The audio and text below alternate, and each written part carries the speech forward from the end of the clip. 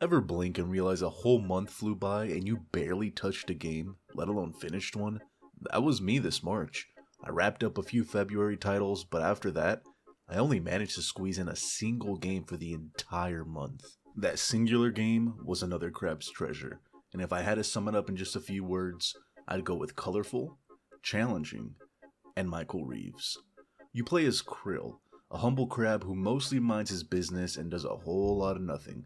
Until one day, a very real and terrifying loan shark steals his shell. What follows is a journey full of hardship, growth, and an absurd amount of ocean trash. All in the name of getting his shell back. Another Crab's Treasure is a Souls-like at its core, with just a splash of platforming. You'll be fighting creatures of the deep using standard melee weapons, sea magic called MSG, flashy techniques known as umami, and more. One of the game's standout mechanics is the ability to swap shells. Each one has its own durability and unique shell spell tied to it. Once your shell breaks, you're vulnerable, so learning to manage this is key. I'll admit, I didn't like the durability system at first. It felt frustrating, like it was punishing me for trying. But eventually, I realized it was just another layer of strategy and challenge. Honestly, the game didn't click with me right away. I struggled, almost dropped it, and thought maybe it wasn't for me. But then I buckled down, explored a bit, gained a few levels, and finally learned what I now believe is the key to mastering it: parrying. Unlike other Souls-likes where parrying is a high-risk mechanic, here you can retreat into your shell and release at just the right time to parry, or at least block, and only lose a bit of shell durability. It's a forgiving system that still rewards timing and strategy, and I appreciated that. The difficulty felt fair. If I died, it was because I messed up, not because the game cheated me. People who watched me play kept saying how colorful the game looked, and how they'd always meant to try it. And they should. Another Crab's Treasure is a great intro to the Souls-like genre.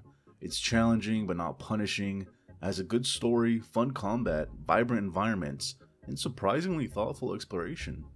Each area of the ocean is filled with garbage, both visually and thematically. It's a subtle but constant reminder of how poorly we treat the ocean and the world, on top of tackling things like capitalism. And the cast of characters? Brilliant. From a cheapskate shrimp, to a menacing squid, to an isopod CEO. So many characters are memorable and fun. And if you know Michael Reeves, you'll spot his voice right away. And yes, the game leans into his chaotic energy hard.